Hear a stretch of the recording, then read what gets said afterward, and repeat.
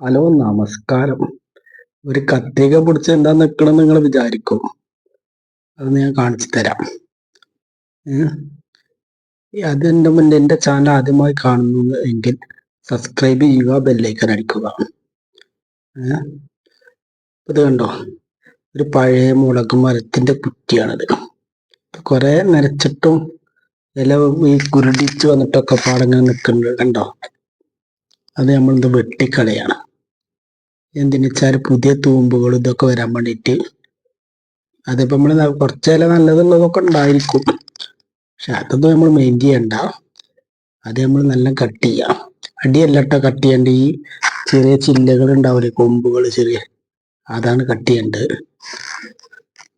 അതങ്ങനെ കട്ട് ചെയ്തിട്ട് ചെയ്യാം.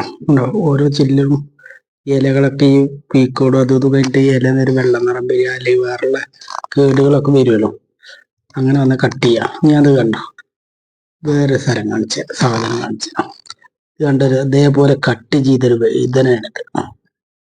നല്ല വഴുതന കണ്ടോ. അപ്പൊ കട്ട് ചെയ്തതിന് ശേഷം കണ്ടിപ്പോ വഴുതനങ്ങ തൂങ്ങിക്കണ കണ്ടോ, ഇടയിലൊക്കെ ഉണ്ട് പൂക്കളുണ്ട്. അതേപോലെ നല്ല തൂങ്ങിക്കും, കാണാണ്ടാവും. കണ്ടോ, വീട്ടിക്ക് വേണ്ട മേലൊക്കെ പൂക്കള്, ഇടയിൽ അതാ പൂക്കള്. ഒരു ഉണങ്ങിയ കൊമ്പുകള് ചില്ലകളൊക്കെ ഉണ്ടെങ്കിൽ നമ്മൾ കട്ട് ചെയ്ത് കളയാം. അതേപോലെ കണ്ടോ, നല്ല വഴുതനങ്ങ തൂങ്ങിക്കണ കണ്ടോ, നേരെ പൂക്കളുണ്ട് കണ്ടോ. അങ്ങനെ സൂം ചെയ്ത് ഈ രണ്ടെണ്ണം മൂന്നെണ്ണൊക്കെ ആയിട്ട് ഓരോ കൊലയിലായിട്ട് തന്നെ നിൽക്കുന്നുണ്ട്. കണ്ടോ, അപ്പൊ അതിൽ ഉണങ്ങിയ ചില്ലകൾ എന്തെങ്കിലുമൊക്കെ ഉണ്ടെങ്കിൽ നമ്മൾ ഇപ്പൊ കട്ട് ചെയ്യാം, കാണുമ്പോ കട്ട് ചെയ്യാം. അതൊരു പഴയ വഴുതനയുടെ കുറ്റിയാണ് കേട്ടോ, ഈ പ്രാവശ്യം വെച്ചതല്ല. അതിൻ്റെ അടുത്തുള്ള ഇലകളും ഇതൊക്കെ കട്ട് ചെയ്ത് നല്ല വൃത്തിയാക്കി. അതാണ് ഞാനൊന്ന് ഇപ്പൊ പിന്നെ രണ്ടാക്കും ഈ പുല്ലുകളൊക്കെ മഴക്കാലല്ല അപ്പൊ വരും, നോക്കിയിട്ട് കാര്യമില്ല. നല്ല പൂക്കളുണ്ട്, വഴുതന തൂങ്ങി നിൽക്കുന്നുണ്ട്. നാടൻ വഴുതന കേട്ടോ, വഴുതന. അല്ല, അതായത് നമ്മള് വാങ്ങണ പച്ച കളറൊന്നുമല്ല, നാടനായിട്ട് ഉപയോഗിക്കുന്നതാണ്. നാടൻ വഴുതന എന്ന് പറയുന്നത് ഇതാണ്. കണ്ടോ, ഇങ്ങനെ തൂങ്ങിക്കൊണ്ട് മൂത്തില്ല. മൂത്ത് പാകായതൊക്കെ നമ്മൾ അർത്ഥതാണ് കേട്ടോ. കണ്ടോ, ഞാൻ നിങ്ങൾക്ക് വേണ്ടിയിട്ട് ഇതിങ്ങനെ അടുത്ത് കൊണ്ടുപോയി കാണിച്ചു തരിക. കണ്ടോ, ഓരോ വേദനയും ഓരോ ചില്ലിയിൽ നിൽക്കണ്ട പൂക്കൾ നിൽക്കണുണ്ടോ, അത് കണ്ടോ. പിന്നെ ഞാനൊരു ചില്ല ഉണങ്ങി നിൽക്കണ്ട വെട്ടി ചെയ്ത് കണ്ടോ, അടിയിലേക്ക് ഒക്കെ വലിയ ശിഖരങ്ങൾ വന്നിട്ട് നല്ല കൊമ്പുകളും ഒക്കെ ആയിട്ടേ നല്ല നിൽക്കണുണ്ട്. അതിനൊക്കെ വേദനയുണ്ട് കണ്ടോ, വേദനയുണ്ട്. അപ്പോ അതേപോലെ ഉണങ്ങി കൊമ്പുകളുടെ കട്ട് ചെയ്യാം. അപ്പൊ ഞാൻ വേറൊരു വേദന കണ്ട, ചെറിയൊരു വേദന ഇതേപോലെ തന്നെയാണ്, അതും ഞാൻ കാണിച്ചു തരാം. കണ്ടോ, അതിമൊരു വേദന നിൽക്കുന്നുണ്ട്, അത് ചെറുതാല് പറ്റ പോയിരുന്നു, അത് ഞാൻ കട്ട് ചെയ്തിട്ട് വന്നതാണ്. കണ്ടോ,